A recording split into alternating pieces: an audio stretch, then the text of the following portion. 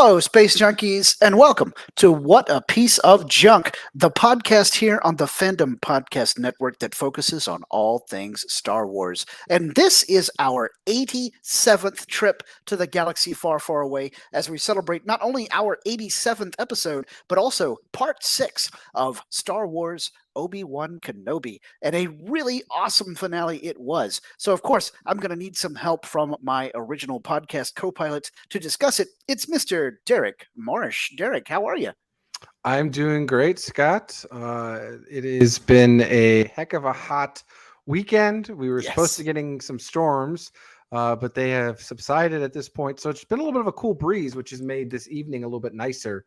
But other than that, it is supposed to be roasting the rest of the week as continues to the heat wave throughout the U.S. Summer is here with a vengeance, and speaking of things with a vengeance, sadly, Mr. Miracle will not be joining us this episode because he is battling the COVIDs. So get well soon to the gooey chewy. But luckily, we here on the Fandom Podcast Network have a pretty deep bench, and we need it too to hold this next guy, our guest host for this episode, Darth Smooth himself. It's Mr. Lee Fillingsness. Lee, welcome back to the Drunken Gungan.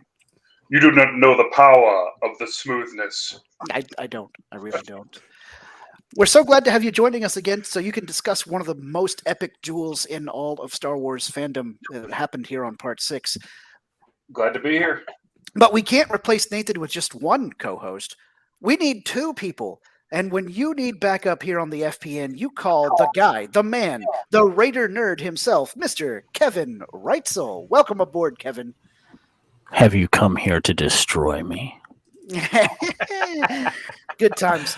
I love the meme about that where he says, "I am what you made me," and Obi-Wan goes, "I could have sworn I made you shorter." Yes. It's good to be back on, guys. This was a great finale. I look forward to talking about it. It really was. I was blown away. Some highly emotional moments, some great action scenes, and some amazing force powers on display. So that was a lot of fun. Now, Nathan couldn't join us tonight, but he did send his thoughts about how this episode reminded him of Return of the Jedi, continuing his theme and his overall theory about how each episode of Kenobi is like one of the 1 through 6 major saga films. So we'll talk about that a little bit later. I've got his notes somewhere around here. Anyway, yes, it is on my phone. Now, what did I do with my phone? All right, well, so we're going to go ahead and jump right in because we know that you guys are here for some scintillating analysis of Star Wars Obi-Wan Kenobi. And of course, we're going to be doing some speculation about a possible season 2 and what we may or may not want to see happen at that time. But let's jump right into it. Kevin, we'll let you hit us off here at the lead batting position. What was your favorite part of this episode of Kenobi? Obviously, I think it's everyone's favorite is the duel between Obi-Wan and Vader, and how it kind of was in two parts. You know, we see Obi-Wan get defeated, and Vader get the high ground, and then Obi-Wan finally is able to come to and realize, you know, what he really needs to do. And then the fight scene was just fantastic. And I like the fact that Obi-Wan literally went for the jugular. And I like that move that he did with his lightsaber hilt to smash the box. Yeah. I just thought was a really cool move because it was a personal move too. Yeah. So, yeah. Good old heart punch. There's more I'm going to talk about in that scene that's going to be related to the other questions here, but I decided to get right to it. Awesome. All right. Well, Lee, as the other guest host here, what was your favorite part of this episode? Well, obviously, I only like hugs and smiles. So, again, it was that duel. Kind of like I was saying last week, it's nice to see that Ewan is capable of doing some, I think now 2 of the best fights in Star Wars, as long as he's not being held down by that hack Nick Gillard. Oh, there it is. I got to drink get one in every time he comes on. Take a drink. Take a drink. Yeah, gotta take a drink. But no, it was amazing. And it brought in the Force. It brought in like all the drama. It brought in everything. I thought really, really well done. Yeah, it was excellent. So, Derrick, what was your favorite part of this episode? Mine was Qui-Gon. Seeing Liam Neeson. That, to me was the nice way of kind of rounding it out at the end, but obviously to get him in and just, the words of comfort in a sense, that Obi-Wan, was always able to see him, but he just wasn't ready. And now that he's ready, he's able to see him. And obviously that hints, obviously, we might talk, with the potential of season 2.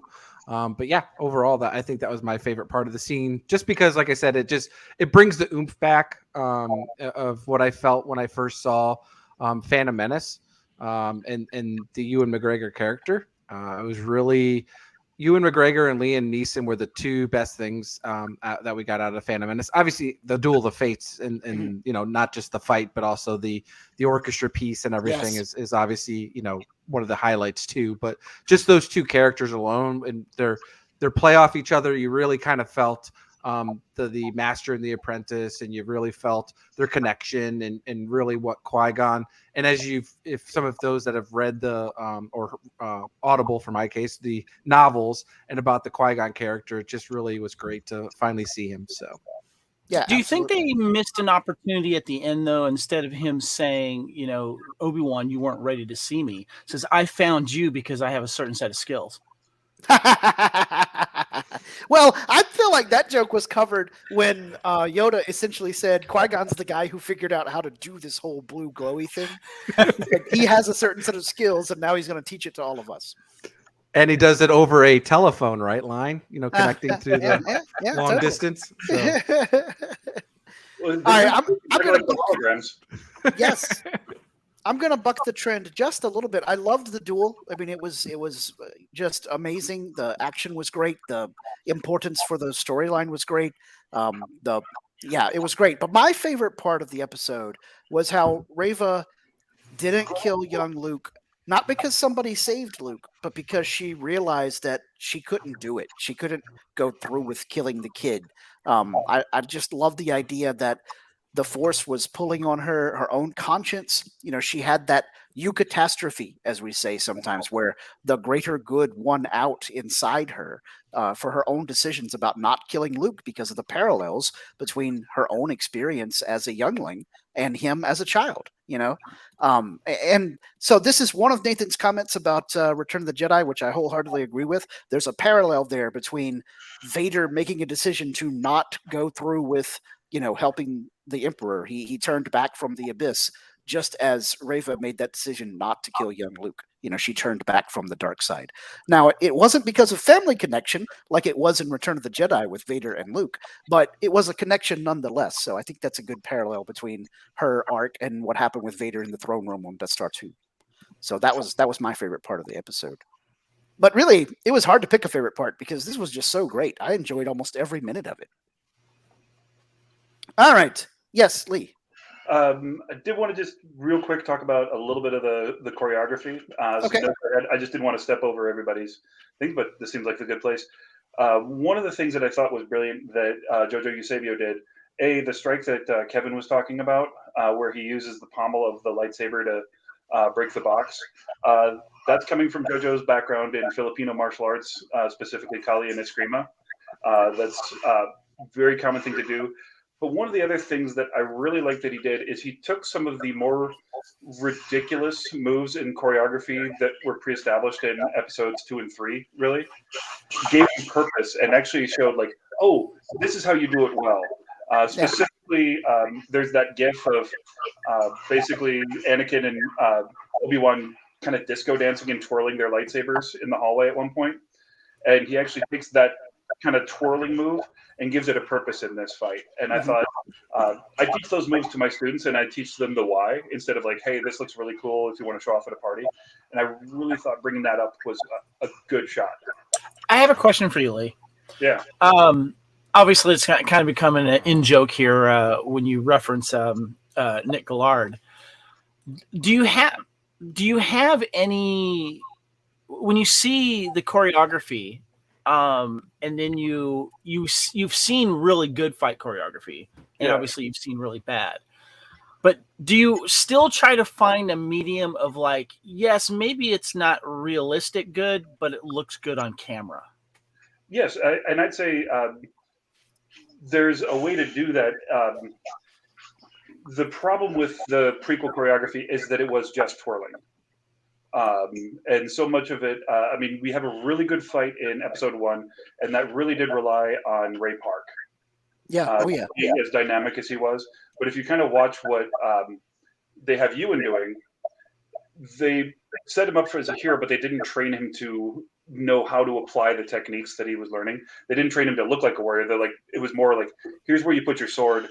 And if you have somebody just twirling, which is really all he did in episode 2, there's no, either the choreographer didn't have the time to train somebody, or the person didn't take the time to train him, or the person didn't have the skill set to perform this.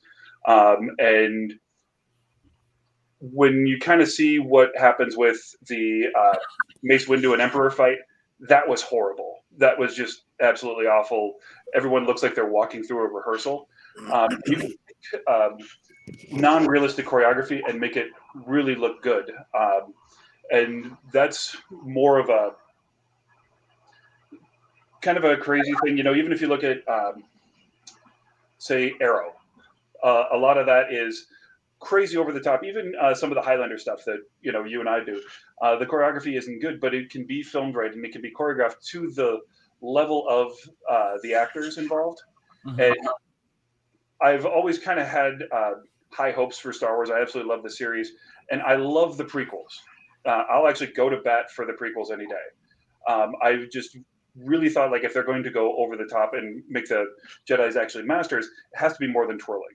And you have the Ray Park fight, and then you have the second half of the Dooku fight at the beginning of episode 3 that was any good. The rest of them were all twirling and posing. And if you look at what Sam Jackson did, they didn't teach him why he was doing it. They didn't teach him how to move. They're just like, put your sword here and we'll figure it out later. I'm curious because I'm wondering if Lucas had any say in how he wanted the fights to look cool, and maybe some of the twirling could be defensive or whatever. But I'm just like, I know there's different iterations and ways to teach on-screen fighting. And I'm wondering if Lucas had a say in that to Nick. He says, I want you to do this, and this is kind of what I had in mind because we didn't get to do this in the original Star Wars, so I was kind of curious about that. And I would say, like, if you look at episode 5 and 6 fights, the episode 4 fight is what it is, but 5 and 6 of the series, Empire and Jedi, even though those are kind of clumsy, the level of drama is there. And there's like some realism to it. There's the back and forth. They didn't really balance out the flair with the actual good fighting. And if you look at something like The Princess Bride, which hands down everyone agrees like it's in the top 5 of all the best fights ever filmed. Everyone loves it. Nobody really says anything bad about it. It is one of the simplest fights in the world. There's not a single technique in that fight other than like the gymnastics that I couldn't teach the 3 of you in an afternoon. Right. And doing well, kind of takes that. But if I don't have time to teach you that, I'm going to teach you how to twirl. And that's just lazy choreography. Well, I will say this, though, but I think if just a fan of cinema, though, and from some of the outside with a little bit of martial arts experience, from back in my day, but obviously very limited to what you're capable of doing, Lee, I think Hollywood has taken a different stance, though, because I don't think it was put on as much focus because to the point of either we just didn't have the technology or, a lot of it is gunfights and explosions, right? And then if you take a look at obviously the John Wick series, right? And you'll test to this, Kevin. When something like that does well enough, but understanding that these actors have to go through 3 to 6 months worth of ongoing training nonstop and all that stuff. To your point, Lee, they didn't want to do that back then, right? Now the expectation is if you want to make a good movie, we expect our actors to go through this kind of stuff. And I mean, they're upfront with it, right? With those actors before they hire them on. But I think that's where the nice thing about cinema today is they're willing to put that time and effort in. They did have the months with that. If you watch the behind the scenes on 1, 2, and 3, they actually do have the time. And if you look at what Hayden went through, if you look at the making of the Revenge of the Sith video game, you see the level of skill that Hayden had. And some of that was his own training, and some of that was what he's doing with stunt crew.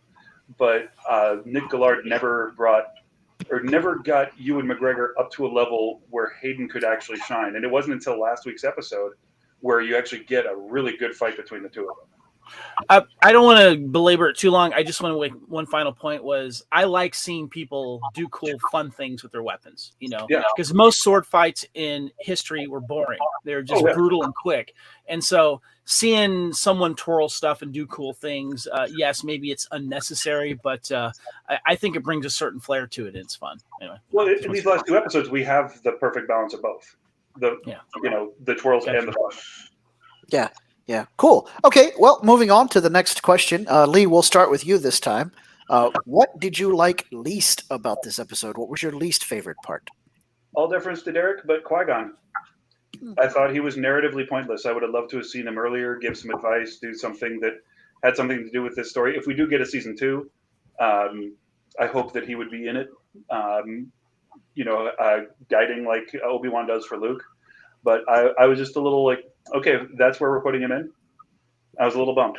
Well, that's the stinger. Right? Yeah. That's what they do, right? That's how all the Marvel stuff does it, right? So, but I could definitely agree with you where I think there was an aptitude at some point earlier on in the series where it would have made sense for him to come. And that's one of the things. If I'll just go right into the question. Are you done, Lee, or did you want to? Okay, sorry. Derrick, you're next. Yes. So I think that's a couple of the things that I just didn't care for in this entire series is just, I get it, but the Obi-Wan's journey just wasn't to me well written enough where I see that transition. Like and maybe it's written, it's just they didn't choreograph it correctly or put it together to mesh it. Like the whole point of like, we have the dual number and number 2 at this point because he got his butt handed to him in the earlier one in episode 3. But this earlier part where he gets thrown into the cavern or the ground or whatever, and then he's supposed to be barely there. And that was cool, but it's just the way they put it together. It just didn't make me feel like, oh, Obi-Wan sees Luke and Leia, but it just didn't. I don't know. I just didn't feel like they used Ewan's acting skills enough to really portray like, he's really got to be pissed off or he's really got to become superhuman Obi-Wan Kenobi again to beat Anakin at this point. Like, I just didn't feel like that. Like, I get it. I know it's supposed to be there. I just didn't think that was, overall the best part in the way they've done throughout the 6 episodes here. Again, one of the things we've always praised Star Wars about, there's just moments of breath and able to soak it in. And I just didn't feel like there really was good inserts in that when they did that. There was parts where they had breaks, but they didn't really just let the music play or, even like I said, when he's in the Amber Hall and everything. But really the biggest, and that was just to go off of that, to your point. And I agree with you, Lee. I think they could have been better with that. But my biggest thing with episode 6 is just the conclusion of Reva. I know that'll jump into our later question with us, but I just don't care for the way they ended her story here because the one thing that I dislike about this series is there's just too much open-endedness of what they've done with the prequels, Clone Wars, soon to be coming in with Rebels, and then the original trilogy. I just felt like it didn't connect it as well as it should have, where I feel like Marvel does it. I'm not saying they're flawless, but they are pretty tight when it comes to connecting all this stuff. And I feel like that's been the biggest letdown for me with Star Wars. And again, I'm okay with them doing some retcon like they did Cobb Vanth and some other things that they've done. As long as it's a good story or a good character written well, which obviously, we have Timothy Olyphant, so that was perfect. But just some of the things in there, just again, and the Reva character with the way they ended it, I didn't really care for. I at the end of the day, bad guys don't always need to be redeemed. I'm okay with bad guys just being bad guys and dying. So that's a little more General Grievous, a little less Darth Vader, right? Grievous. It just makes he was it definitely less bad guy, and then he died. Well, the one thing I dislike it about the most too is that, okay, here we go. We have an Inquisitor. She turns to the light before she, whether she ends up living on. But then to me, it makes the Grand Inquisitor's turn less important to me. Because to me, that was supposed to be the pinnacle of the Inquisitors. And he ends up kind of still somewhat self-redeeming himself a little bit in that season there with what he did with Rebels and going back to it and truly understanding it.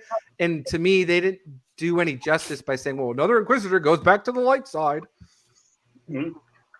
Yeah, I could see that. I'm going to piggyback a little bit about what you said about Obi-Wan getting stuck in the pit there. For my least favorite part, it wasn't the Obi-Wan stuck in the pit, but pacing wise, you were talking about pacing being a problem there. I didn't like the way that I know this was mentioned at the end of last part 5, but it bugged me that it was like, our hyperdrive is broken on the main Rebel ship there, and I'm like, okay, that's fine. I don't have a problem with, oh no, we're having engine trouble. You know, it happened in Empire Strikes Back with the Falcon. It happened here. It happened in The Last Jedi when they ran out of coaxium, et cetera, et cetera.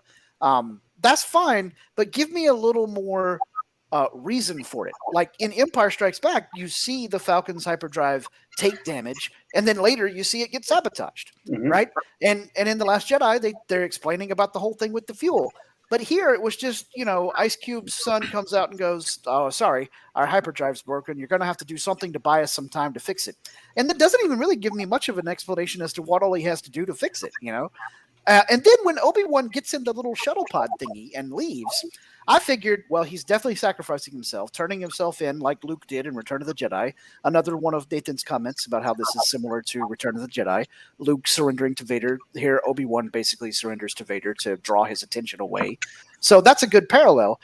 But then it really bugged me that it turned out that Obi-Wan's little shuttle pod had a functioning hyperdrive. I'm like, if ships this small can have hyperdrives, like what is the point of all the really big freighters and so forth? I mean, I get it, cargo, right? Yeah, but still, I was just like, if this little ship has a hyperdrive, why didn't they just all, get as many people as you could in there at least to run away and split the party or whatever?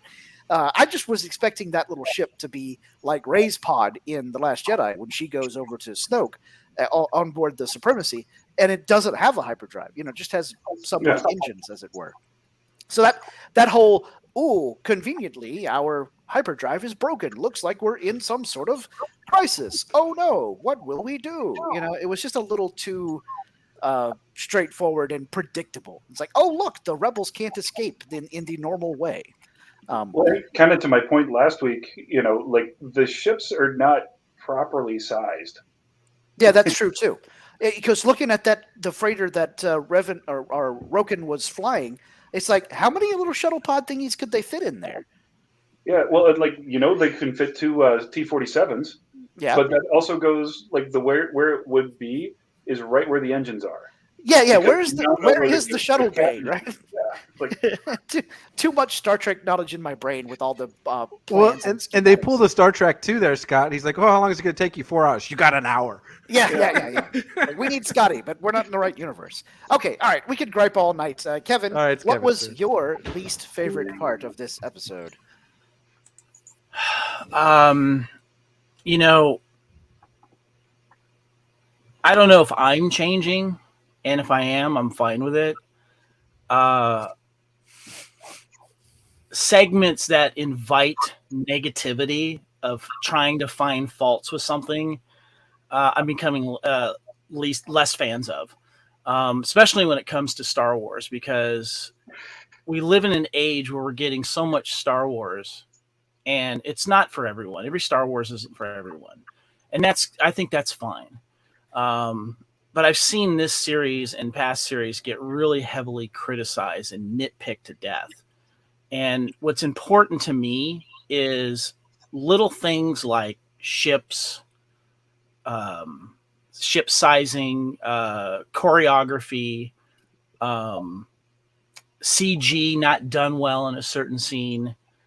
To me, what matters is these things, if they lend to the overall story and get the reason why these people need to get together, get the reason why Obi-Wan needs to get off the ship, and it's acted well, and we get good character moments and emotional moments and stuff, is what I tend to kind of gravitate towards more.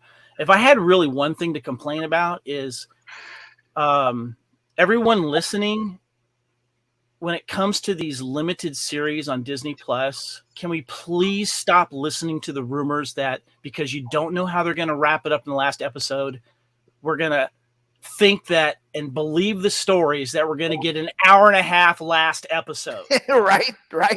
Can we please stop latching onto that and stop sharing those? I'm never going to share any one of those rumors or discuss it ever again because it's not happening. Someone gets very creative about it and shares it from something, and we all latch onto the last episode's going to be extended. This is supposed to be 90 minutes, right? Yeah. And I remember when I started it, I'm going, it's 50 minutes, which means it's actually 40 minutes because of the 10 minutes of credit. So I'm just the thing that I like least is the Star Wars community believing these extended episodes are going to happen.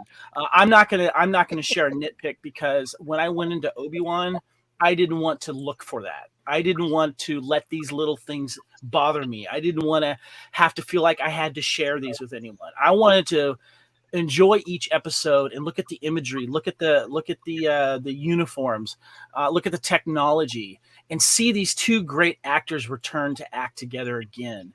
And have these moments, and seeing Obi-Wan, Ewan McGregor kind of play this tortured character was just really, really good. And just real quick, when it comes to favorite moments, I did want to mention the scene with Obi-Wan and young Leia. It had me tearing up because it had a fatherly daughter feel to it, where he had to kind of be the father that Anakin couldn't be to her. Yeah, and it was so great that he basically was helping her along to the point of, yes, we're close, and yes, you're important to me, but you're gonna have to kind of keep this a secret, because there's much more at stake here. And very well acted from both of them. They did great. Yeah, just a great scene. Great scene. I liked your point though, Kevin, about not necessarily wanting to look for little things to nitpick. I'm not. I see other podcasts kind of like, was there anything that you nitpicked about? And when it comes to Star Wars and Star Trek, it's just hypersensitive. Yeah. And those are becoming the least parts. That's what I'm liking least. That right there is segments that invite criticism and nitpicks. Yeah. I feel like we've monetized it too much in the world of fandom sometimes. Yeah, exactly. These people are wanting it just to get the views on their channels, to get more clicks, more exactly, hits, exactly. and more money. We need to enjoy that we have Star Wars almost on a monthly basis now. Yeah. Yes, it's not perfect. It's this, but it's telling a story. And one other point I wanted to say was, when it comes to Star Wars that differs from Star Trek and Marvel and other big things, is that there's certain things that don't need to always be explained. And Star Wars is always about redemption. Yes, we have the bad guys that die, but it's always part of an arc. And I think it's important to not have everything say, this is why this happened. How do you think it happened? How do you think that, build that for you? I think there's certain things with Star Wars that have always been like that. And that's what's been the wonder about Star Wars. Why did Felterburn Tervag go in there on that day? Why did this happen? Why did that happen? We don't have to have every single one of those explained to us. And it creates discussion of why, instead of like, they should have shown us that. Yeah. And the nature of the Force supports that whole viewpoint of some things we just won't be able to understand. Yeah. And so that's been there since day one from Star Wars. So I think that's fine. And if you're on the show and we get to this question and you want to say, I didn't hate anything, that's a perfectly fine answer. And I like it a lot. All right, moving on. Oh, yes, go ahead, Lee. I'm 100% in agreement with Kevin on that. And there's so much, especially when it's episodic like this and we can't binge it. Like, what is it? Umbrella Academy just came out the other day, and I binged all the way through it. Like, can we treat these little series as one story? Especially with something like Obi-Wan, they're like, well, there's this, that. Like, this just completely undoes canon. It's like, well, the guys that have all the information might understand where they're going with this. Yes, right. Like, maybe wait until the final episode, until you throw the gauntlet down. Like, know how the story ends before you talk about how it's destroyed that. And there was just one meme that I saw earlier this week that just kind of punched me in the feels. It's a picture of Obi-Wan smirking on the Death Star because the last thing he sees before he dies is Luke and Leia together again. Yeah. I saw that meme. Wow. And then he's like, "Yep, lightsaber's going up." Yeah, he's like, my work is done here. Yeah, good times. Yeah. Well, speaking of Luke and Leia meeting each other again in Episode 4, Lee, what connections did you see between this episode and the rest of the Star Wars galaxy? My favorite one is the head wound. Because in Episode 3, when Anakin or Vader gets left behind on Mustafar, he doesn't have that horrible gash in his head that we see at the end of Episode 6. And so we now finally have something for that. I thought that was kind of a cool little nod. Obviously, that same wound has a parallel to Ahsoka, because we saw her give, I think, to the other side. Yeah, she cut the other side off of the mask. I thought that was an interesting dichotomy there. Yeah, and so I really like that. Obviously, by the way, real quickly, yeah, I don't know if I can't remember where I heard it, so forgive me, guys.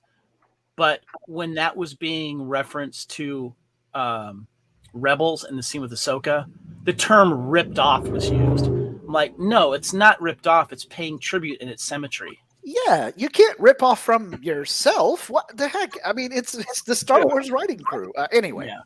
And as somebody who fights with a sword, we hit each other in the helmet all the time. Whether it's traditional European fencing, whether it's kendo, whether it's it's like, oh, yeah, hitting somebody in the head, what a ripoff. Like, really? That's where I'm going to try to stab you because that stops you immediately. So that was just... That's what John Wick knows. Always go to the head. And, maybe Vader should invest in a little bit stronger material. Right? But I will say, I thought it was kind of dumb in the first episode with the little T-16 toy. But the payoff of him actually being able to give it to Luke, that one really, really got me. As an uncle, I give toys to the nieces and nephews all the time. A lot of Star Wars toys have gone to those little knuckleheads. This is a good example of not actually having to see everything. We didn't see him actually give it to him. Yeah. But he got it. And I think that's great. I love that. Yeah. And it's like right up there with the dice. It's like I love that, the little things. I don't need to know all the big things, but the little things, I love it. Well, there's an iconic hello there as well. Yes, hello there. Yeah. I would let you guys have that one. All right, Derek, we'll go to you again after Lee here. What connections did you see?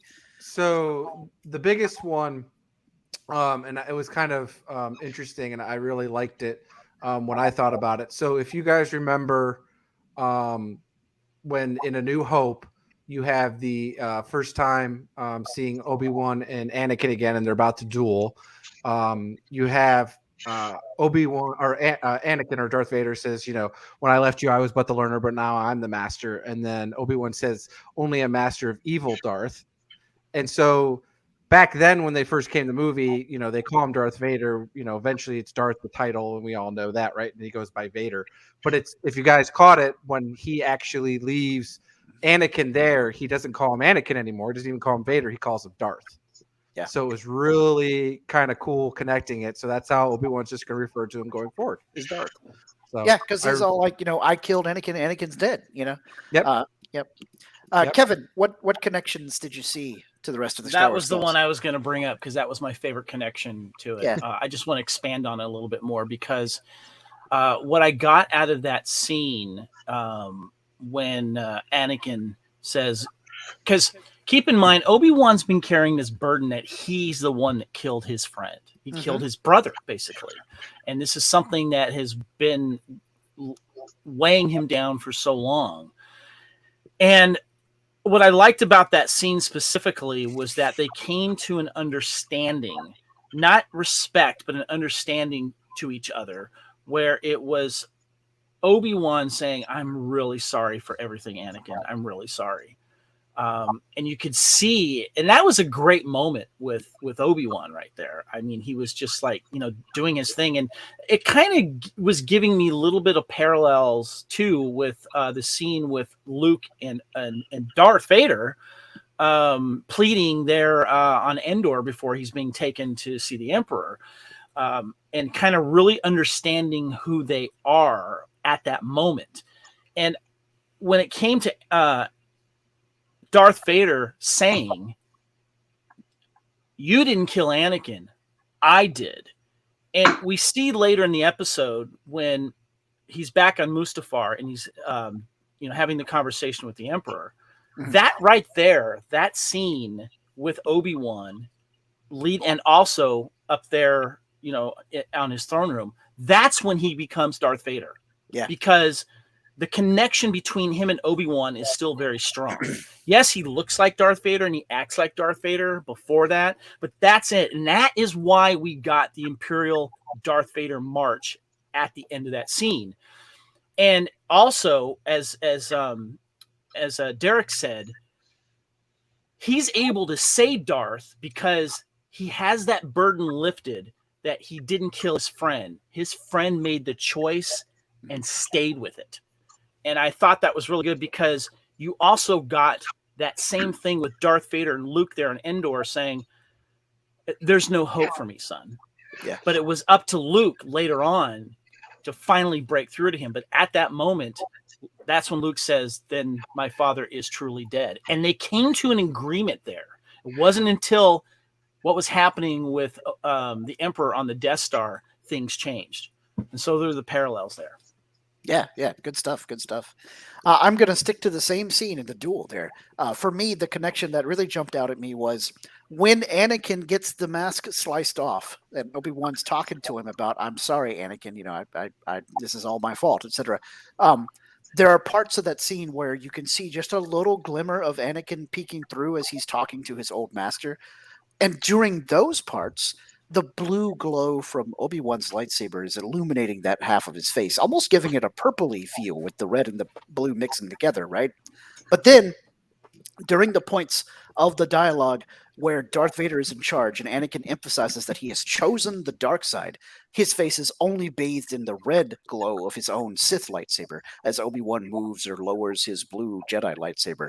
And it totally reminded me of the scene in The Force Awakens where Kylo Ren is talking to Han Solo, and as the sun goes out because Starkiller Base is drawing all the power, as the light finishes and goes away with the extinguishing of the light, you see Kylo Ren's face be bathed only in the red glow of his crossguard saber, and it emphasizes that Ben Solo is gone and he's chosen the dark side, and he kills his father and all that stuff. They were a little more on the nose about it when they were talking about it in The Force Awakens, because the character said, "As long as there's light, we have hope." Because that means if the sun hasn't been fully extinguished, we can still win the day, right? And stop Starkiller Base. But I loved the lighting to show the character's alignment to the dark or light side of the Force. As the more darkness increases, the red glow showing that they have chosen the dark side. So Anakin explaining to his old mentor, "You didn't do this, I made this decision." And then Kylo Ren talking to his father, "I need you to help me make this decision because killing you will help me make my commitment to the dark side stronger, which is what I need to prove myself to Snoke." So yeah, I just loved that they were connected there, not only tonally, but also visually. All right, cool. So question number 4. What do we think will be Reva's story going forward? Kevin, we'll start with you this time. What do you think will be Reva's story going forward? I'm always a fan of a redemption arc, and I believe her story was always a redemption arc from the beginning, because she was impaled by Anakin / then newly minted Darth. Yes, to die as a youngling, and the story I think would be really cool to find out is some backstory on her, so that. I've heard criticism about obviously her storyline going forward or going backward in this series. But I think that when you flush out how she became an Inquisitor and her feelings towards Darth Vader at the time and why she decided to do what she did a little bit more, I would like to see that happen, because it's obviously we're not done with her character. And I think in Obi-Wan season 2, if it is officially announced, which feels more plausible than a 90-minute last episode. I think that her character needs to be fleshed out, and it's important because they've put time and effort into that, and I want to see her really kind of dive into that, because I think it's important to find out that the lessons that she's learned, and I'm not expecting her to necessarily team up with Obi-Wan, but I think that it's important that Obi-Wan still somewhat guides her character, and so. And then she decides to make a decision how she's not only going to better herself, but help people in need, which started with a young Luke Skywalker. Yeah, great. I would love to see that. Derek, where do you think Riva's story is going from here? So, where I see her story going, and it's actually going to piggyback a little bit off of what Lee wanted to do last time, and have her and Asajj Ventress get together, right? But I don't think it's. But it's not going to be Asajj. It's going to be, and it's kind of actually picking back off a little Kevin's though. But it's not going to be Obi-Wan. It'll be Quinlan Vos. Oh, yes, he'll be the one that would go with her and make the most sense. Someone that's been tempted by the dark side, someone who's been on the dark side, right? I think that would be someone that could relate better to her and help her go to the next level. I mean, in the end, I still feel like she needs to be hunted down. So we might have her see, being hunted down by some of the other Inquisitors, stuff like that. Because Vader's not going to take it lightly if he hears her going out. But I think, seeing that, work with Quinlan Vos to help her hone her powers would be the ideal situation. Cool. All right, Darth Smooth. Lee, what do you think is Riva's next part of her story? I'd like to see her switch over, do something in the Bad Batch or Boba Fett world. Somewhere. I mean, obviously, this is happening well after Bad Batch and well before Boba Fett, but something, on the shadier side. Maybe have her own like Angel style spinoff. We got Obi-Wan Kenobi as our Buffy, and then this could be a little bit darker, but maybe inject some stranger humor. But I think the struggle to figure out who she is. I think I see some parallels to Kevin and I host a Highlander show. I'd actually think it would be interesting to see how she deals with it the same way Duncan deals with what he did in season 6. And kind of trying to come back. Like, do I pick up the sword? Do I continue this path that's led to so much death and destruction, or do I forge a new identity? Because if she just goes to sword slinging for good, then it's a boring character. But if we actually see her, deal with these traumas, not to steal, yet another story, but like the way that Din Djarin grew once he kind of had to take care of Grogu. Mm-hmm. I think if she has something like that, maybe she's part of how they get Grogu out of somewhere. I don't know, but I think that would be kind of an interesting path to take. But I want something that doesn't necessarily fit our usual narrative, because she's not our usual character, and we haven't had anybody that's got redemption that did anything afterwards so far in Star Wars. Yeah, because normally after you get redemption, you're dead. They've all been dead. Yeah. So I want to take it a slightly different direction than you guys. So we're looking at Reva's character arc right now. She's an outcast. So she was an outcast Padawan for a little while there, after Order 66. But she's not really an outcast Jedi anymore. She's an outcast Inquisitor. Vader and the Grand Inquisitor stabs her, tells her how much she sucks. We already knew what you were planning this whole time. Enjoy laying here and dying slowly. Right? So she's an outcast from the dark side crew. I think that what she needs, I think she's going to look to Obi-Wan for some sort of guidance, but of course it won't come, because then she'll realize that he doesn't have the kind of guidance that she needs, because he's a Jedi. He's like a marquee Jedi, and she's done with that. But then she also doesn't want guidance from some marquee Darksider.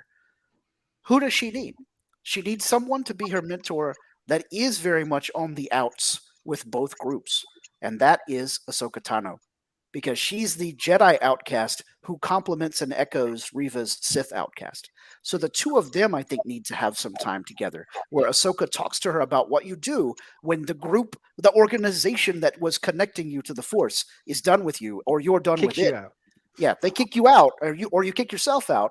What do you do then? What happens then? And then Reva will have her own take on that path of the outcast, because it's slightly different than Ahsoka's, because Ahsoka's, again, was outcast from the light as opposed to Reva being outcast from the dark side. And I think that the two of them could meet as a way to bridge maybe Obi-Wan season 2 and the Ahsoka series, whenever that happens. So I think that's what's going to happen next. She's going to look to Obi-Wan for mentorship, realize that's not going to work, and then maybe even he will tell her, go seek out Ahsoka Tano, because she knows more about what you're going through than I do, you know. All right, do you think cool. Obi-Wan knows where Ahsoka's at? I don't know if he knows, but yeah, Lee. Every time you say Outcast, I just keep on thinking of Big Boy and Andre 3000 teaming up with Reva, and that we can have another musical episode just like we did in Visions. I think Tatooine Rhapsody. Tatooine Rhapsody. Yeah. So to answer your question, Derek, I don't think that he knows where Ahsoka is, but I think what he would just tell her, go find her. I don't know where she is, but trust in the Force to lead you to the person you need, and this is the person you need. I could totally be wrong. I think she needs to let her hair down, go find a pretty dress, and go find the cutest boy, take him to the prom, and say, "Hey, guys, you kicked me out, but I'm back with a bang." So there you go. We have Star Wars version of Carrie. Right. Okay. All right. The fifth and final question for part 6 of Obi-Wan Kenobi. How do you want season 2 of Obi-Wan Kenobi to start and end? Derek, we'll start with you this time. How do you want it to start and end? Kevin's like, dang it, it was my question. Well, let Kevin go first. That's fine if he wants to go first, because I might steal something. So let Kevin go. That's it. Got it, I was so ready to answer this, right off the bat. Go for it. Because I don't want anyone to steal my thunder. That's why. Right. Thunder. All right. I put a lot of thought into this, especially after watching the end of this episode for the first time. So I want it to take place around the beginning of when Rebels takes place, which is about 5 years before A New Hope, if I remember correctly. Can you guys correct me on that? That's it. Okay. Yep. Because, and you guys have kind of touched on this Reva arc here of what should happen and who her mentor should be. And yes, it should be Ahsoka. But the beginning of the season, when you see in A New Hope, something's happened between the relationship between Beru and Obi-Wan. And, he refers to as a crazy old wizard. I want there to be and first of all, no more Leia, no more Alderaan. That's done. We've seen enough to where that is, and we know where that goes, and that doesn't need to, that story doesn't need to be told. We'll get that anymore. in Andor. Whatever, yeah, exactly. But we do need a little bit more Luke and Lars Moisture Farm. Luke's a little bit older. I'm guessing about 5 years older at this time, because he's the same age as Ezra, basically. And I want there to be a thing where we find out the tension between Obi-Wan and where it kind of reaches a boiling point. And maybe there's a Tusken thing, and Luke has to be, there's a few times because he has memories of Ben, of certain memories, and that needs to be told in the beginning anyway. But then I would like to see at the end, because somewhere in the middle, we see Obi-Wan actually reconnect with Reva for obvious reasons. And the way is starting to become not just the way, but the full-on rebellion. This is when the rebellion really starts hitting its stride. And it's just, the way is now the rebellion. And I think that it would be nice if Reva has a hand in that with Ahsoka, because I think at the end of season 2, we find out and we know that now Reva, whether she's alive or dead, sacrifices herself. I'm fine with whatever happens there. Maybe she's still alive, but it's important that we get the connection to Ahsoka, because now she's full fulcrum. And I think that there should be some moments with Ahsoka and Obi-Wan, So Obi-Wan has an idea what's going on, but he knows that he needs to be on Tatooine for obvious reasons, and he can't show himself anymore and give himself away to anything else. But there should be a tie to the end of Obi-Wan and the beginning of Rebels with the connection to Ahsoka. I like it. I like it a lot. I would watch the heck out of that. All right, Derek, what do you want to see? I want to see more Qui-Gon and Obi-Wan. And that could happen in the beginning. That'd be great. I want to see basically Obi-Wan, you know, because obviously there's a lot of things that happen in Rebels and stuff that we get, right? I mean, obviously we get him being revisited by Maul, right? You have all that stuff that happens at different points. So I definitely agree with Kevin. To me, there's got to be, because I don't think you can make this more than 2. I mean, you could push it 3 seasons depending on what type of story you want, but I always like that, you know, if they end it the right way, to give us a little bit of that mystery of, you know, things. But definitely agree with Kevin on, you know, the way they ended the conversation or the way they ended the relationship in this season was Obi-Wan was welcomed to it, right? But really towards the end here, you know, it needs to be something that Owen then calls him the crazy wizard and reference and all that stuff. Plus, we also need to see Obi-Wan move into his hut, because he obviously moved out of the cave, so we need to see him build a hut. But just overall, I mean, I think personally I'd like to see him build a relationship with Qui-Gon, meet up with Quinlan Vos, because they've given us that. So there's got to be something there. And then really I think at the end is seeing him go through. There's not too much else at this point that I think he can really go through. So I agree that it has to be something on Tatooine that really jeopardizes the scene, the relationship between Lars and Obi-Wan. So yeah, I agree with that. All right, so for me, go ahead, Kevin. Let me ask you guys, do you think that it was possible that when they had Liam Neeson on to film that piece, do you think they were, I'm not going to say smart enough, but did they go, yeah, we're probably going to be doing a season 2 here. We don't know if Neeson's necessarily going to come back. He came back to, you know, there's a little blurb about why he did that. Do you think they might have filmed a scene where he is teaching Obi-Wan and they are, you know, communing and it's out there, and they might put that in season 2 and slide it in somewhere? Yes, I do. I hope so. Yeah. It just depends on how much, you know, if Liam really enjoyed playing the character. I mean, I know he, you know, has gone on record. It wasn't, you know, but he didn't want anyone else playing him, and he did it as a tribute to George Lucas, you know. Correct. So it just depends, but obviously money talks. So yes, and him just having to portray the character and not do all the physical activity and all that stuff, just put on some makeup, stand on a green screen, right? Maybe he gets to see, you know, Ewan and Anakin, you know, face to face, or Hayden face to face again, you know, when they're on stage together a little bit. Other than that, it's not like it's asking him to do a whole lot. Yeah. That was some good Jedi Master hair, I got to tell you. It was. Yeah. Oh, yeah. You know, I've got the hair for days. Yeah. You know. It's more like the animated version than the movie version. Like, it just kind of had that bristly thing to it. So. It looks silky smooth to me. Pantene glow. All right. So the one thing that I want to see Obi-Wan season 2 start with, and this would be such a great opening scene. Young Luke pod racing. Oh, God, yes. If not pod racing, in an actual T-16 bullseyeing Wop Rats. Yes. Yeah, totally. I mean, that's in the that you hear that scene in the original radio drama. Yeah. You know, learning how to early race. That's great. And we get a young Biggs.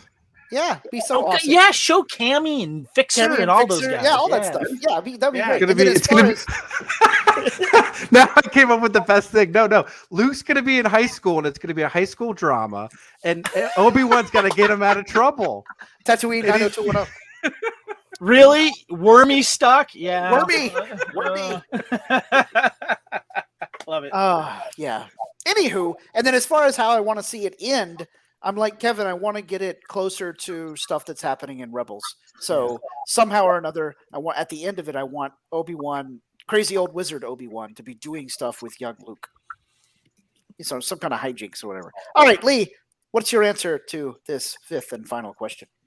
I want something with Rex, specifically because we saw him interacting with the Bad Batch, and then about 5-6 years from now, we see him interacting with the Rebels, and obviously he's put on a couple pounds, lost some hair, done that. But what is it that got him? How did he find Wolf, and who was the other one? Gregor. Yeah. How did he find them? What was the path that got there? Because we do have that really powerful scene in episode 2 where he sees one of the clones, begging for a handout. I'm really interested to see how that kind of flows together. Because we do have that through line, and then now it's canon that Rex was at the Battle of Endor. So something there, and I'd love to see Saw Gerrera back in live action. I feel like there was so much cut out from Forrest Whitaker's performance in Rogue One that should have been bigger, and I want to see what he'd bring to the table, because that was pretty impressive character for 7 minutes of screen time. Yeah. Hopefully we'll get him in Andor. That would be good. Yeah. Okay, great. Well, thanks everybody for the 5 questions there. Now we're going to take a short break so that Kevin can pull some double duty, or maybe even triple duty, because he's going to tell us about the Fandom Podcast Network, as he always does, with those dulcet tones. But then after we come back from the promo, we're going to talk to Kevin about his experiences at Star Wars Celebration Anaheim earlier this year. So stick around after the break. Thank you for listening. We hope you're enjoying this podcast. We'd like to continue to feed your ears by inviting you to listen to these other great shows on the Fandom Podcast Network. It starts with our flagship show, Culture Clash, discussing the latest in entertainment pop culture. Bloody Kings, Immortals Take Notice, our show covering the entire Highlander universe. Couch Potato Theaters, where we celebrate our favorite movies. Time Warp, the Fandom Flashback podcast discussing a year in movies and our favorite retro movie and TV pop culture topics. Good Evening, discussing all things Alfred Hitchcock. Union Federation, our Star Trek and Orville show. Hair Metal, the 80s and early 90s rock metal podcast. Type 40, our show covering the time-traveling Doctor Who universe with host Dan Hadley. Lethal Mullet, an 80s and 90s action film podcast with host Adam P. O'Brien. Also, check out the Lethal Mullet Network for more great podcasts. What a Piece of Junk, a Star Wars podcast with hosts Scott, Derrick, and Nathan. Making Treks, a Star Trek podcast, a deep dive into the final frontier with host Mark Newbold and Adam P. O'Brien.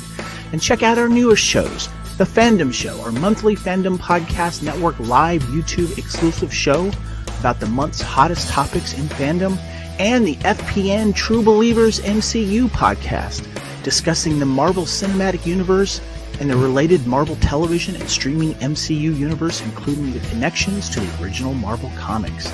You can find the Fandom Podcast Network on several platforms. Please subscribe to the Fandom Podcast Network YouTube channel to receive notifications of new podcast episodes and live events. You can enjoy all of the Fandom Podcast Network audio podcasts on our master feed at fpnet.podbean.com. The Fandom Podcast Network is on all major podcast platforms, including Apple Podcast and iTunes. You can find the Fandom Podcast Network on Facebook. You can email us at fandompodcastnetwork@gmail.com. You can also find the Fandom Podcast Network on Instagram at Fandom Podcast Network and on Twitter at FanPod Network. Thank you for listening, and remember, respect others and enjoy your fandom.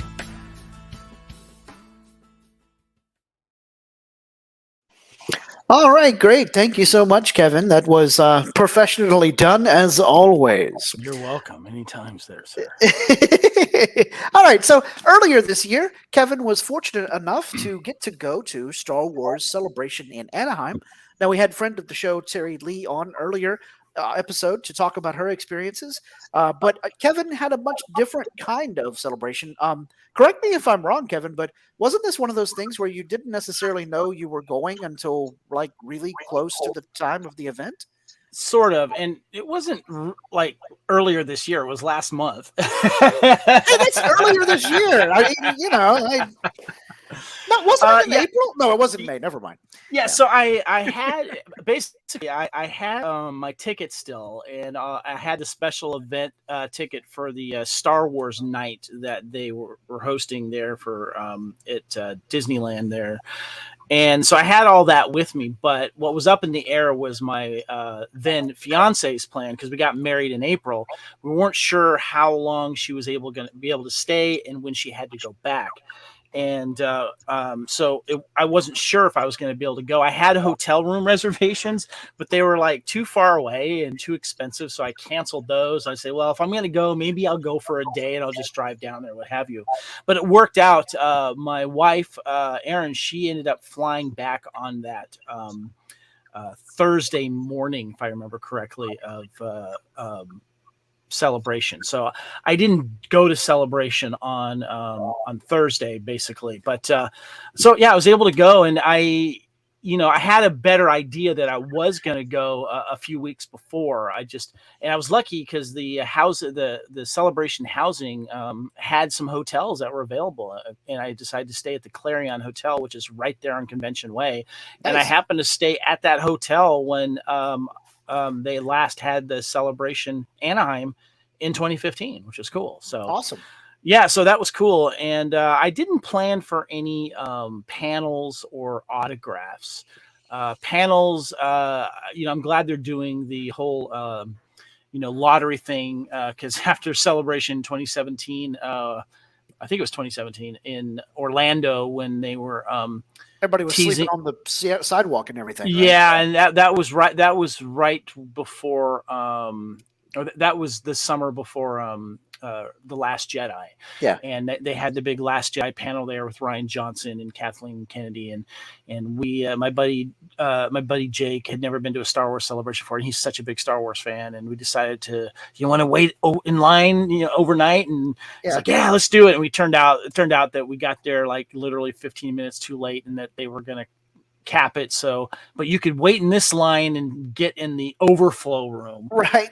So we did that. And then I made a promise to myself, I am never doing that ever again. So I just kind of kept it loosey goosey. There was a few things that were planned, and that was meetups and costume pictures and stuff. So, but it started out great because my wife and I, Erin, we were actually in LA starting that Monday, because we wanted to spend some time in Hollywood together and do some stuff before she left. And I had recently got my Imperial Officer navy green uniform from Empire Strikes Back approved, and they were having an Imperial Officers meetup. Robert Greg Barker, who heads up that subdivision of costumes, they call it the IOC, the Imperial Officer Corps.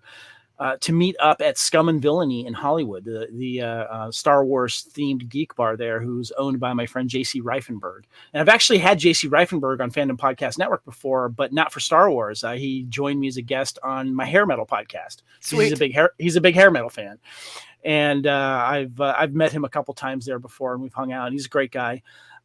And they were having a special 501st Imperial Officers meetup there, and you didn't have to have a uniform. You could just show up in your officers' uniforms and stuff. But the reason why they were doing that, and forgive me, I cannot remember their names, but they were inducting 2 actors from the first and second season of The Mandalorian there. One was the Imperial Officer lady. I think she was in season 2. I cannot remember her name, but she was being inducted as an honorary member. And then you remember the scene with Bo-Katan, where they have to take over the Imperial ship as it's getting ready to take off. Yes. One of the actors that was one of the guys that was flying that ship, he like I said, I'm sorry, I'm forgetting their names. He was also inducted as honorary member.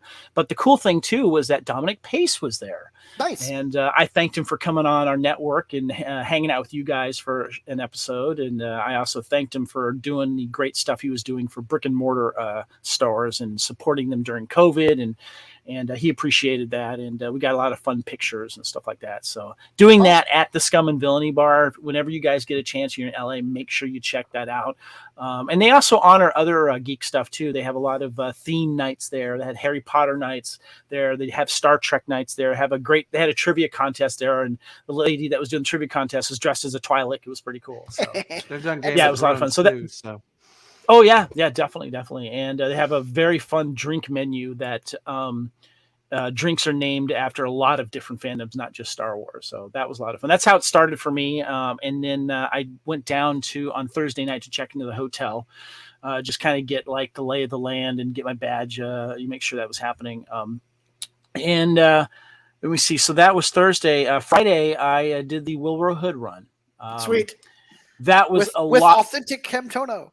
Yes, there was a couple people that hadn't. I hadn't had my Camtono yet. I had my original Wilbur Hood one, and it was kind of an anniversary for me because my first official run with the Hoods was 2015 Anaheim Celebration, and that was the first official costume group that I actually joined. I joined the Wilbur Hood before I got into the Rebel Legion or 501st.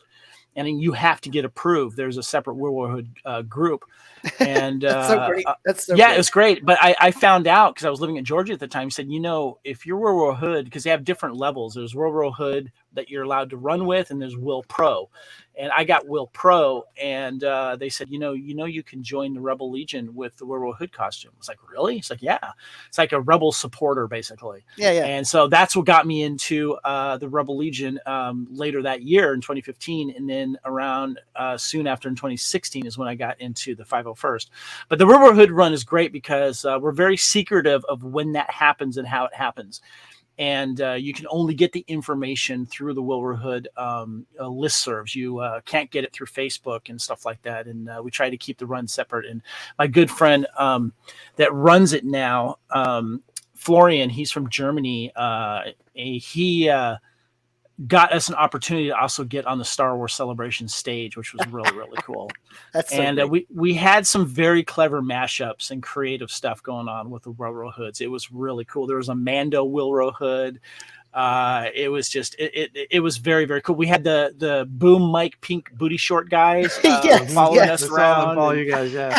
Yeah, the escalator going up and down.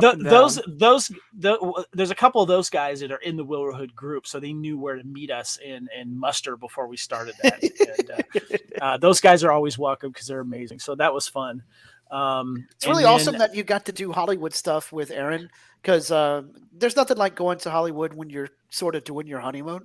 Mita and I got to do that in 2007, and it was just awesome. I had some of the best fish tacos on the whole planet when I was out there at that time. It's just so great. I want to get back to California again someday soon. And they have the best record music movies DVD store called Amoeba Music, and it's my heaven. I could spend all day in there. It's just great. And then Friday night, and I kind of relaxed. I went in for a little bit to kind of look around the main floor, because when I did the Wilbur Hood run, which was like 11 o'clock on that Friday, that was the first time I actually went into the convention center. And then later that night, I got changed into the Imperial officer uniform because they had the Star Wars night at Disneyland, and of course Batuu there at Galaxy's Edge. And you can't wear full costumes at Disneyland. You're not allowed to do that because they don't want to mess with, I guess, the cast members that are supposed to do that. Yeah, and I've also been told that it's because they don't want to confuse little kids who think that you work there. Exactly. This night, however, was an exception. They closed Disneyland down to the day park holders, I think around between 6 and 8, and then 8 o'clock till 1 o'clock is when they had the Star Wars night. And that's when people got to show up for costume, and it was really cool. And our Imperial officer group, and this thing was supposed to happen 2 years ago. Sure. He kept it going, not only the Imperial Officer Night at Scum and Villainy, he rescheduled that for 3 years later, or 2 years later, but he rescheduled this night for everyone that had that was lucky enough to get their Star Wars pass, because it did sell out. And we had about 30 of us in different variations of Imperial officers, including this girl from Mexico who runs her garrison there. She was awesome as Grand Admiral Thrawn. Neat. And the first thing that we did was hit the Rise of the Resistance ride, which we called, we renamed it the Death of the Resistance, which was a lot of fun. But now, were you in the elevator on Rise of Resistance? I saw this viral video of the cast members come. You can talk. Yeah, tell us about it. Yes, I am in that video. You just see me from behind because I was in front with David. With Robert, who was leading the charge, so to speak.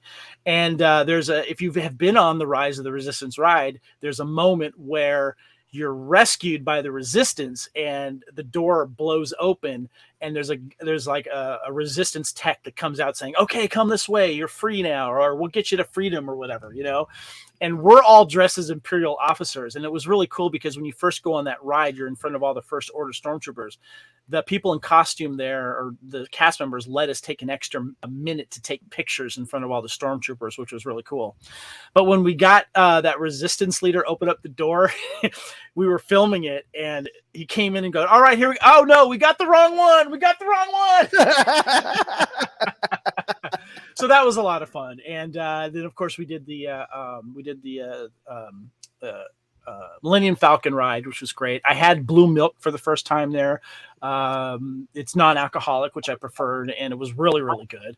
And I got one of those little Coke product detonator. Yeah, it looks like a thermal detonator. Right. Yeah, I finally got my hands on one of those. I decided to get a Coke one because the Sprite one just looked weird. It didn't look threatening enough. So, but the thing is we had heard rumors that the Camtonos were going on sale, right? But at the big, what's the name of that shop that's really popular? They sell all the lightsaber crystals. What's that? Yeah, the line to get in there was enormous. But we were inside the other little shopping area. We'd like to have a little creature shop, and they have this little shop there. That there was another little shop there that was also going to start selling them. So we got in line, and I waited only 10 minutes. And we were able to buy two. They were limiting it 2 per person. So I bought 2 of them and opened one up. And it really works, too. You hit the little code and it opens up. Have you seen this, Lee? I have. Yeah, it's really cool. I also got had to get the Mythosaur Cup. Yeah. And they were taking my money that night. Yeah, they were. I had to get the Mythosaur wall hanger here as well. So yeah. So that was a lot of fun hanging out with the guys, and then we did go down to Tomorrowland to do, of course, the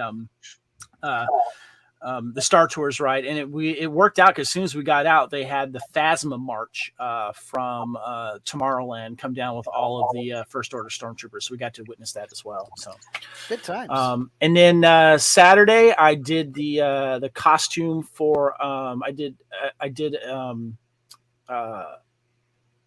our ACD 501st group, which is the Armored Cavalry Detachment.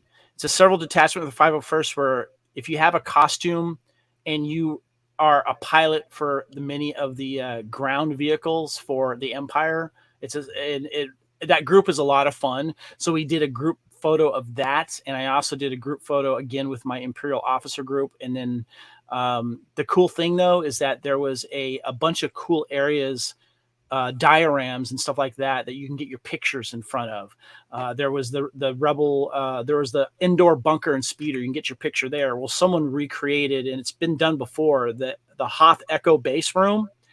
And so Curtis, our leader of the ACD, decided, hey, let's meet here after the photo shoot because we're going to recreate basically the only Empire victory throughout the original trilogy is the taking of Hoth base. That's right. And so we got together and mustered, and these guys had these live action probe droids that moved around, and they joined us. Wow. And we basically took the long way around the floor, and we did the march on, and we had a Darth Vader join us. And we took over the Hoth base set up there and got some pictures taken and stuff. And that was a lot of fun. That's tight. Yeah. And then I took a break at Saturday night and went to go see Top Gun. Which I haven't seen Top Gun Maverick yet, but I hear that it's basically Star Wars A New Hope. No. There's even a there's 2 moments, but that's it. No, there's a few little things, but it was a fantastic sequel, and it was done really well, and it paid awesome tribute to the original Top Gun in so many ways. I'm not going to spoil it for you. Okay, good. And Sunday, I that's where I spent most of the time walking around and checking stuff out. I met up with Christy Morris from Georgia. She does some podcasts as well, and her husband Michael Morris.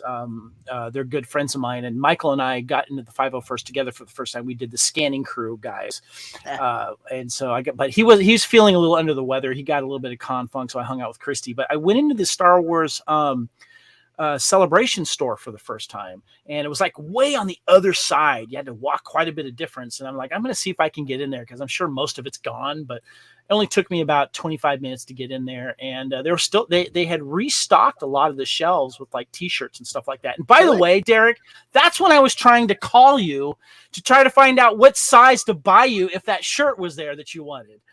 The what was it? Was the WWE mashup with Zam Wessel? Oh, no, that was me. That really wanted that shirt. I was drooling over that shirt, but Terry got me one, so I'm good. Okay, I got it. But that's why I was trying to call you because I apologize. I was calling too early or too late or whatever. But anyway, that's where I got this shirt from. I got the Ahsoka shirt, and nice. What else did I get? Oh, I had to get the cooler Camtono. I had to do that. See, now you got to put that Camtono into the plastic Camtono. So I know, right? Yeah. I had to get the Camtono. When you're a Wilro Hood guy, you got to get all the Camtonos. So that was it. Like I said, it was kind of a relaxing way to do it. But the best part, I did show up at a. They have, I think it was later on Saturday night after I saw the Top Gun movie. They have what's called the patch trade night, where all the costume groups get together and trade their patches and their coins. And that's a great way to reconnect with a lot of people that you haven't seen or you're only Facebook friends with, because you get a lot of those guys from out of the country and out of state showing up for that. And so that was really cool. Awesome.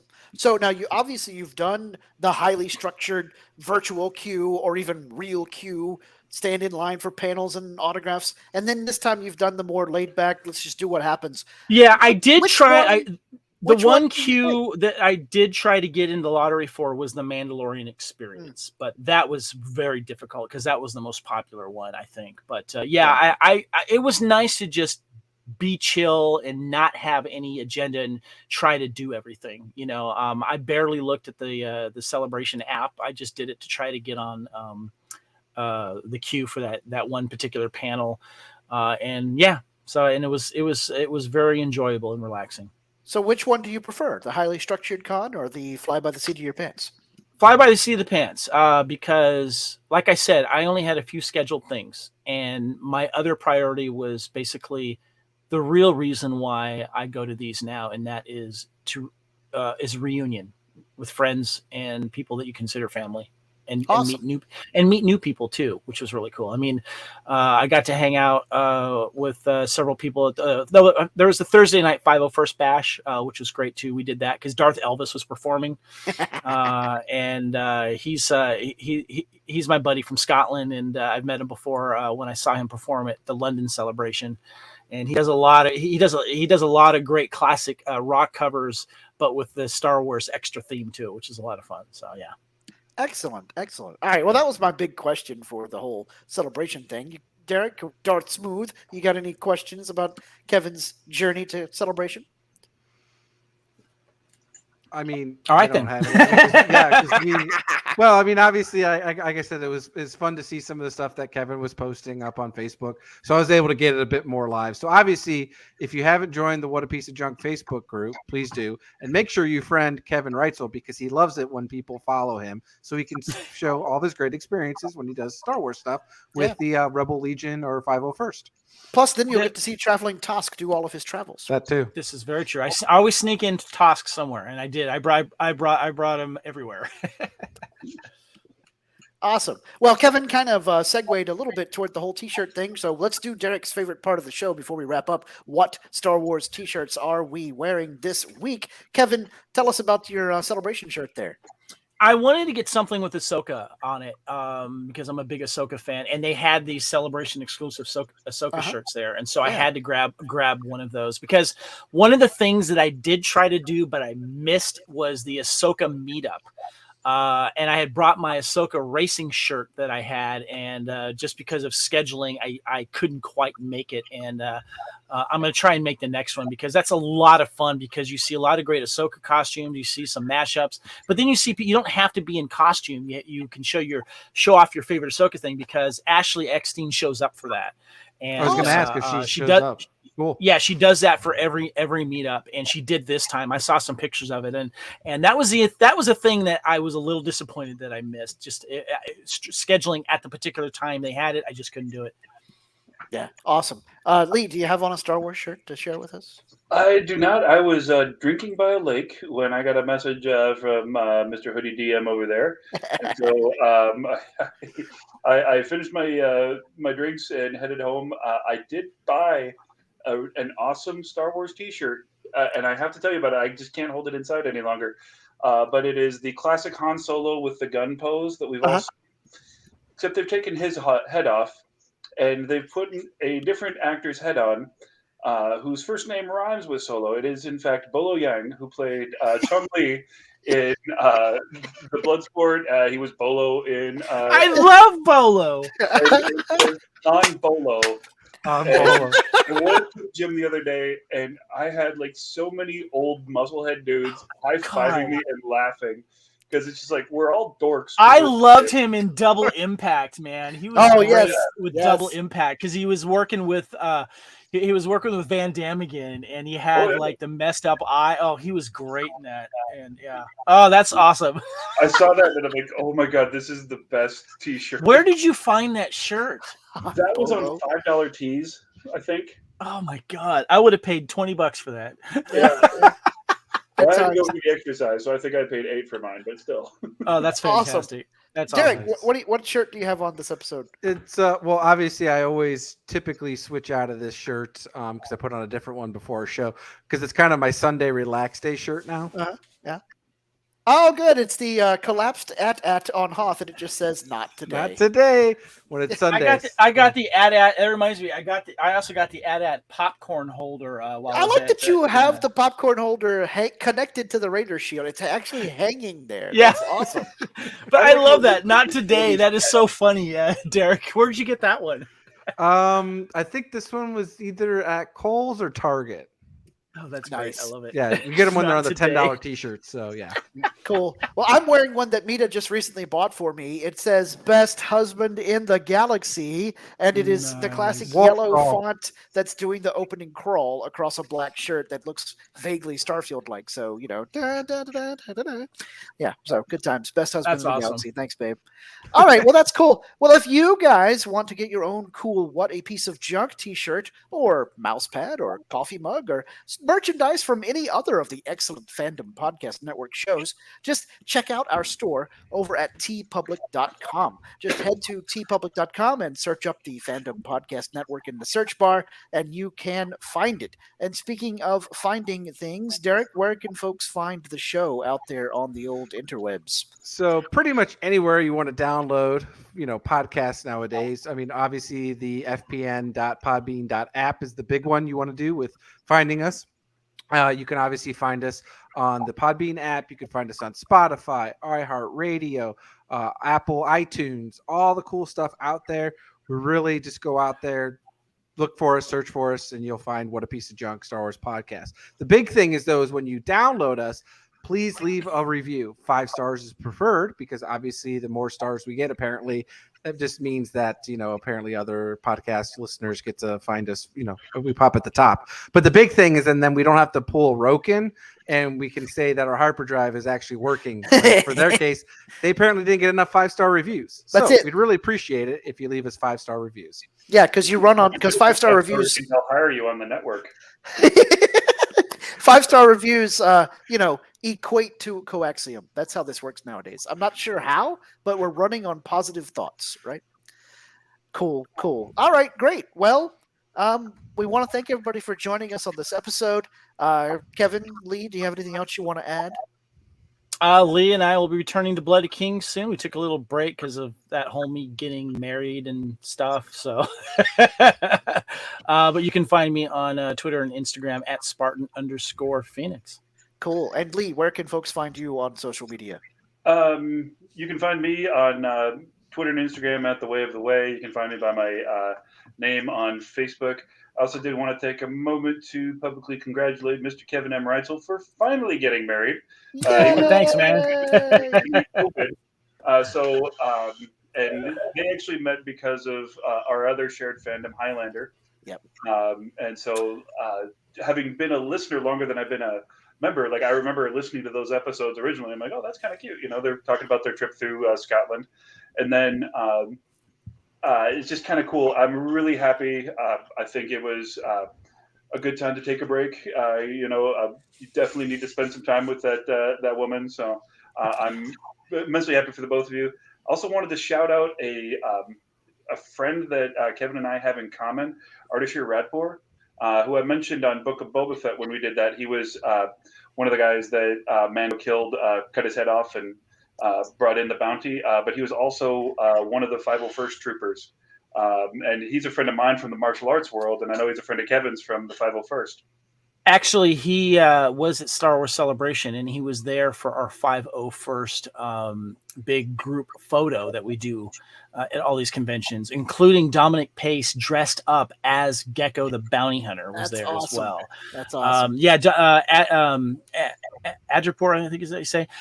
He is a stuntman and working actor, and he's been on several scenes of Obi-Wan as a stormtrooper, as a clone trooper, when they're killing the younglings, and he was on Book of Boba Fett more than once. He was one of the stormtroopers at the laser gate that got killed by Obi-Wan. And yeah, he is an accomplished stuntman, and one of the things he likes to do is he plays polo on horses. He's really good at that as well, and. But yeah, cool guy. And thank you, Lee, very, very much. By the way, as of today's recording, it's actually an anniversary for Aaron and I. This is what we call First Contact Day. This day back in 2016 is when she put that post on Highlander Heart, and I responded to it. Excellent. Awesome. So good. It's also Stitch Day and my birthday and all the other fun stuff. So. Happy birthday. Happy birthday, Derek. And so where can people find you on social media if they want to say happy birthday? Like we said, please join the What a Piece of Junk, a Star Wars podcast Facebook group. That's where you'll find us all hanging out, having fun, posting memes, groups, sometimes questions.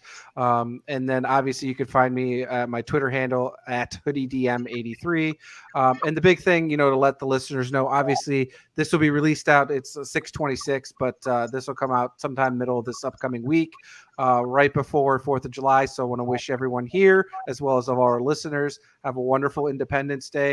We'll obviously take a break from recording. Andor's not till the 31st of August, but Scott is going to be moving here pretty soon, but we'll find some time to get him. Hopefully Nathan will be feeling better, and we'll get a couple of episodes in before that, just to talk about any Star Wars news and other stuff. And we'll probably revisit some things that we talked about that we need to hit up. So yeah, good times.